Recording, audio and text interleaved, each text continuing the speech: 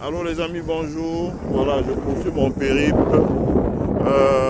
Nous avons été coupés parce que il n'y a plus de connexion à ce niveau-là.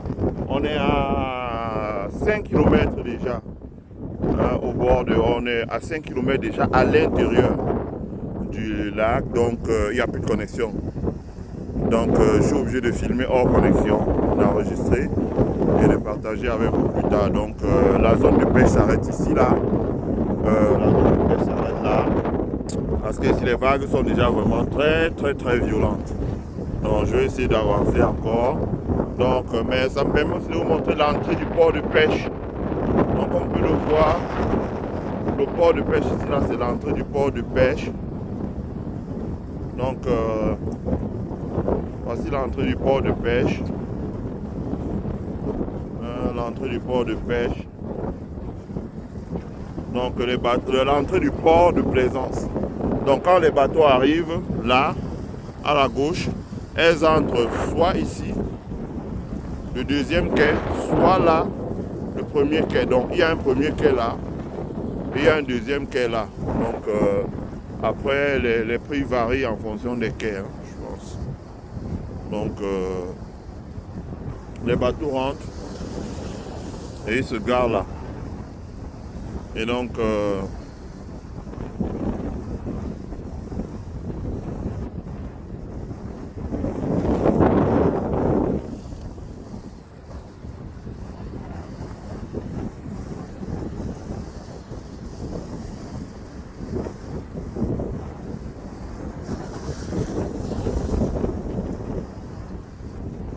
vous avez le port de Plaisance, le quai ici là.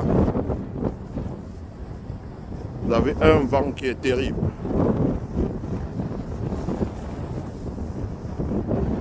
Donc vous avez l'entrée du port de Plaisance qui est ici.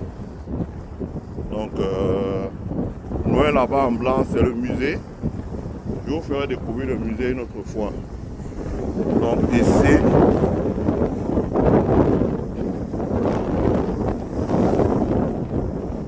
c'est l'entrée du port de Plaisance.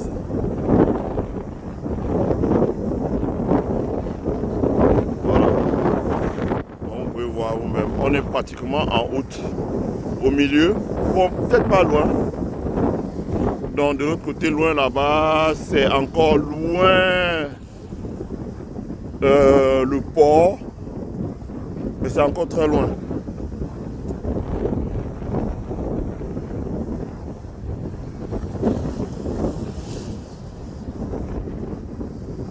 Donc comme vous le voyez vous-même, on a mis des blocs de pierre. C'est très simple, hein? Simplement des blocs de pierre pour bloquer les vagues. Et à partir de là, on a aménagé une entrée de port de Plaisance. Donc quand les navires arrivent là, de la haute mer, ils font le tour, ils contournent le bloc de pierre et ils sont entrés dans le port de Plaisance. Ils vont soit à gauche, ils vont soit à droite. Voilà.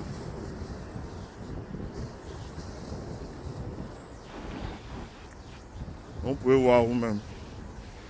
En plus, la couleur de l'eau est bleue, comme je vous ai dit, parce qu'ici, on traite l'eau avant de rejeter à la mer. Et on ne verse pas la matière fécale dans l'eau. Voilà.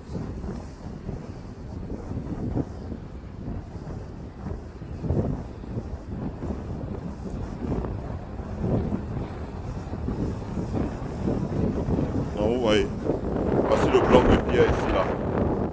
Ce sont des pierres qu'on a mis pour bloquer les vagues et pour aménager un port de plaisance. Or, nous avons les pierres au Cameroun.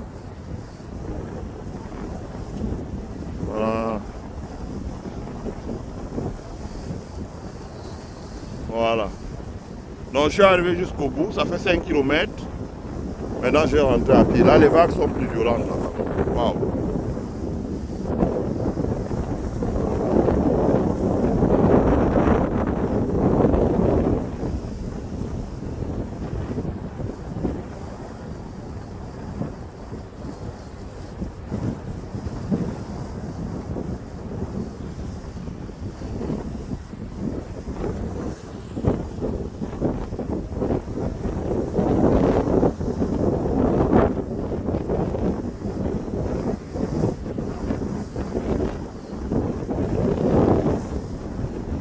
Donc voilà.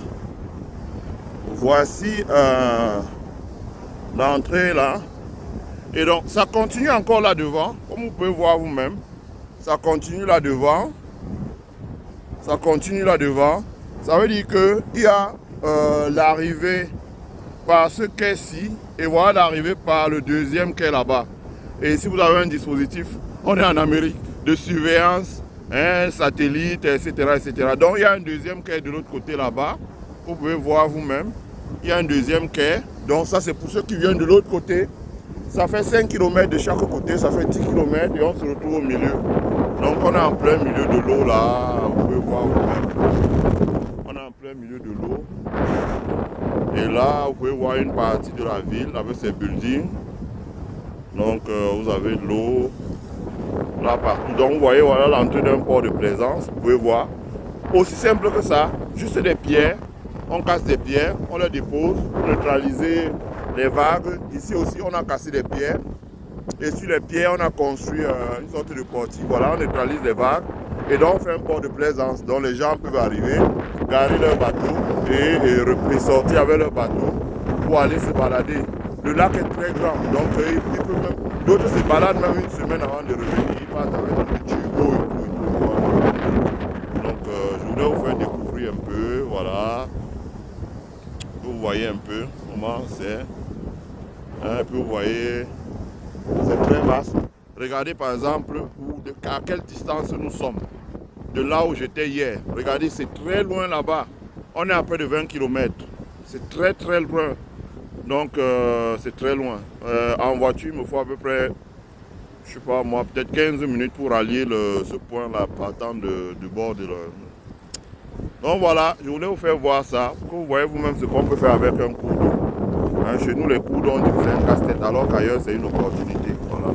C'est une opportunité, on fait de l'argent, on fait de la recherche, on met les ressources en eau, on fait de la recherche. Ça, ce sont les glaces du pôle Nord qui font. Bien ici, on fait de la recherche, on fait de la pêche, on fait du tourisme, on fait de la navigation de plaisance. On fait beaucoup de choses. Comme je vous dis, il y a 1200 entreprises, peut-être autour du lac.